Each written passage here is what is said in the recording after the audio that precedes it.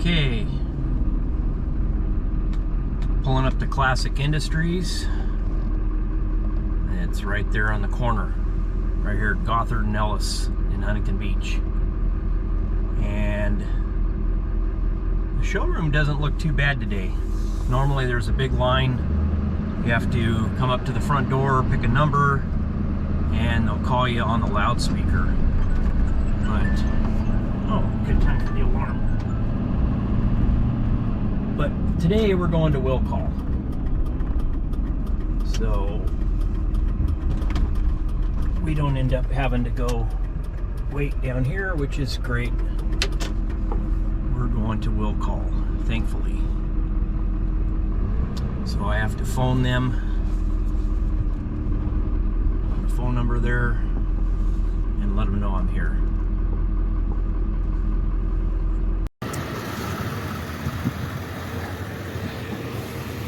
Oh, perfect.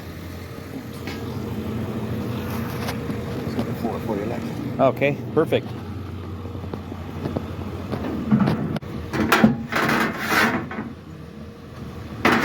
Awesome. Alright. It's like a door bottom and... Okay.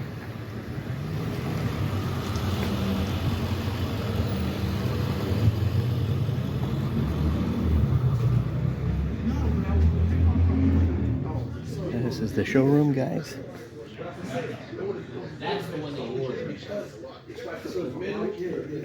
Lots of stuff. Normally they got a Tri-5 in here or something else. This is unusual to see a Camaro pace car.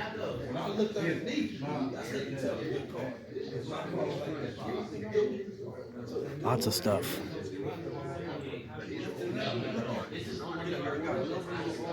It's great to have the showroom close.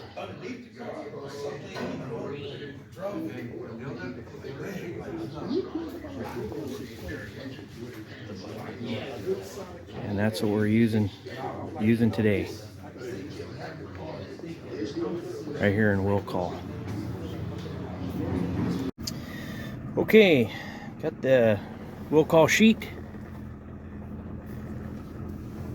Got the parts, got the door bottom, which they say goes to a hardtop, but they say it will fit or can work on a sedan. We've got the trunk valance, which is the panel between the bumper and the trunk area. We've got the rocker, which this one is the right hand, and here's the left hand. Then we have the floor to cowl brackets, the J brackets, whatever you call them. It's up by the front area of where the front door hinges are, where the cowl meets the floor. So we'll have those in. And got the trunk pan. I gotta check this number though. I haven't seen this number. It's a 733A, and it came with tank straps. And I wanted to get the spare tire well. I didn't want the delete, but that one, from what I saw in the catalog, didn't have the straps. So I'll have to check that out. But otherwise, it looks good.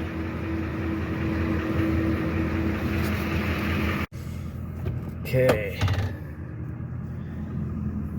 time to go to the Nitro Garage.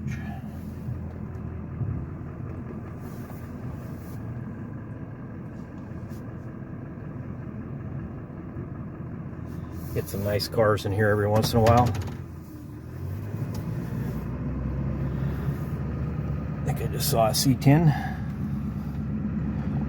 Oh yeah, the showroom's starting to fill up a little bit.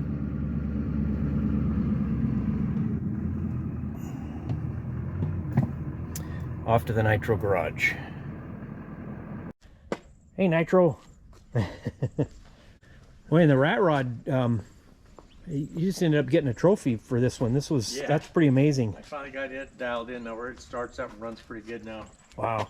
What year is it? It's a 41 Chevy. Oh, that's right. Okay, yeah. Got the the 41 in it.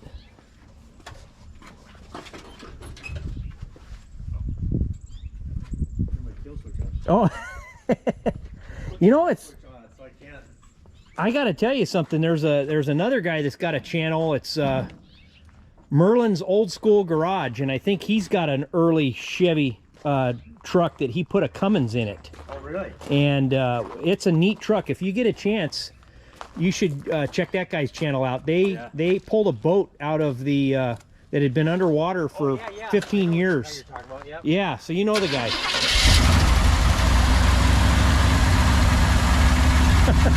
I love it. Love the stacks. That's awesome.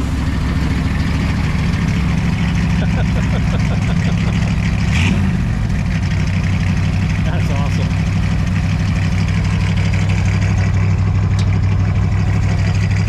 Damn. That is awesome. Love the glass fuel filter on the keg. What the stacks are off of? What? No. I was looking for something. Remember my buddy Harley's a muffler, or he had this exhaust work and stuff, and he builds cars, or used to anyway. But he's I just threw some chrome pipes up in the dumpster. Go check them out.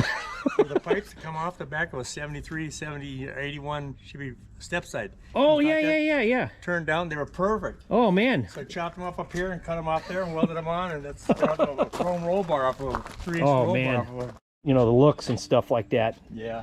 You know. So. Oh, that's great.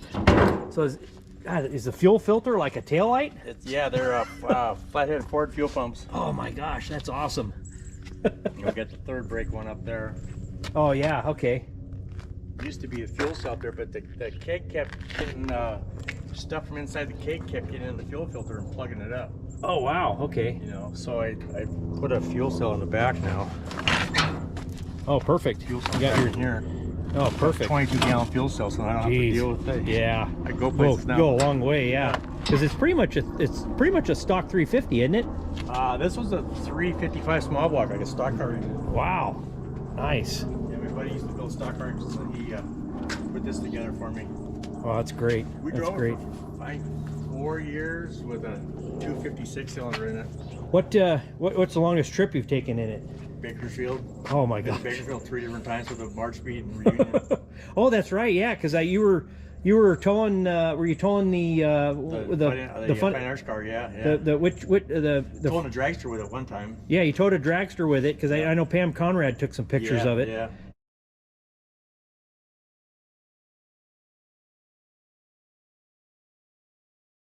And then, did you take it out there? What was the funny car you worked with? That was the green one. That was the Fighting Irish car too. Yeah. Oh, the Fighting Irish. Both cars were Fighting Irish cars. Yeah. That's right. Oh, that's right. Yeah, because they had the dragster and the funny car. They're both Fighting Irish. Wow. Oh, that's great. That's great. Well, shoot. Probably had to take a look at this thing. We got all the parts here. Yep. And this is it on the rotisserie. I didn't think I would like the 2-post lift as much as I do. Yeah, Between that yeah, rotisserie, yeah. man, it sure makes it nice. I tell you, when I get my shop done, I'm gonna do a 2-post. That's gonna be the first one I do, because the 4-post or the 4-post is kind of interesting because you could get underneath it, work on it, but but you know, if you got to take a tire off or something like that, then you got to get a floor jack up there. I hated these things because I had a car almost fall off one time. Yeah. Way back in the 80s, and I never liked them. So Yeah. now we did, I'm getting more used to it. Yeah. So it's nice to have. Wow. Justin, he loves it. He thinks this is great. Well, yeah, I was talking to him about how some of the guys were doing the floors on their channels, and he was like, "Oh man, that's perfect. Yeah, I could do this and do that." And then he was like lining out how he was going to do it, and he said, "God, I'll have that done in so much faster time." Yeah. So, boy, yeah, I can definitely see why it would be good to have a new trunk pan. Yeah, there's quite a few little pinholes in there. Under the bracing is really rusted under the braces and stuff, you know, and it's so that's why we decided to go with the full quad trunk floor. Yeah. Make it that much nicer for you. Yeah. It's why not? I mean, it's all apart, you know, and get the new trunk valance here, and Yep. you know, this one's kind of bent up and been abused a little bit. So, but yeah, this rotisserie is nice. I definitely would love to get a rotisserie someday. Yes, you know, a friend of ours made that one. Then he sold it to my buddy Wink, and then Wink powder coated everything. And then when our buddy Joel passed away, the guy where it was at, he said, "Oh, that's mine." He says, "You know, I gave Joel a bunch of money, and it's that's my rotisserie." So Wink had to give it back to him. Oh, so no! I bought it from him for $500. Oh, that's a great deal. You know, and I was willing to give him $1,000 for it. Sure. $1,200. This is a home built one. Yeah. Really sturdy More sturdy. And he said, "I said, what do you want for it?" He said, "How about $500?" I go, "Okay, back in an hour." Wow. Went and got the trailer, loaded it up, and brought it home. So it's been really a lifesaver. Oh, for sure, for sure. It's the third car we've had on her now, so it's worked out pretty good. Yeah, yeah. You guys are definitely getting it sorted out as far as, you know, the whole procedure and the process. Yeah. It's. I mean, it's so nice how this, you know, this bow came out that, you know, that holds the, you know, the roof brace and all that. How that thing was just so far down. It was down 3-4 inches. It was down a ways. Yeah, yeah. And how you guys put the post down to the old floor to heat it up and bring it back, and it'll be so nice to be able to rotate the car and actually have the roof right in your face. Exactly. Yeah, to be able to heat the dents up. And I can't remember, you end up shrinking the metal? We'll just do it with a hammer and slap hammer and stuff. We won't even heat it up. Oh, okay. You know? And it just goes right back into its original. Yeah, what you do is you take it, like if the dent was in here, you know, if it was on the roof, the dent's across here. You'll take the hammer and you'll take a slap hammer and slap it like that, and it actually pushes the metal back out. Okay, I see. You know, that's how you do it. Yeah. And basically, I made a slap hammer. I don't know, I'm cheap. I don't like it. Some of the best tools are the ones that you make yourself, that's for sure. Exactly. I could see the wagon got the frame back on it and got the floor in it. There's what I made. Oh, yeah. You know? Yeah, it's like a spoon hammer or whatever. Yeah. So you just take it and you just slap it like that, and Yeah. it'll drive the metal out as you're doing it like that. So That's That's awesome. what we'll do on the roof. Oh, that'll be great. That'll be great. You shouldn't take any heat at all on the roof. Yeah. Those will come right back out. Well, the firewall just looks beautiful. And the toe board came out better than I thought. I mean, as far as how it... Down in there, you know, Dustin's really doing a really good job on this stuff. He's really jamming along on it, you know. Yeah. He likes doing it, so... Yeah. Got the sheet metal screws to hold it in place, and then you guys will weld it. Yep. And then You'll grind cut it and weld then it. take the screws out. He'll do the first part. He'll do the center right here. He'll come up, probably weld it, cut it right across the butt in here. Okay. And weld this section here. Then he'll come back, start working his way out, and then he'll go down the sides. Oh, that's perfect. Yeah. Because the metal will actually move out. It'll move outward. Shrink it a little bit. So Exactly. it actually will stretch out a little bit. But Yeah.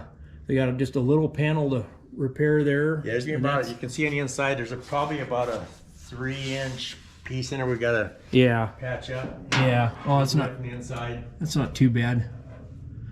It'll probably be right about, well, I'm not sure what I'm going to have there. I know I'm going to get it'll definitely have a third pedal. I'm going to do the hydraulic clutch. So Yeah, that's what I did in my car. So yeah. I did the McLeod.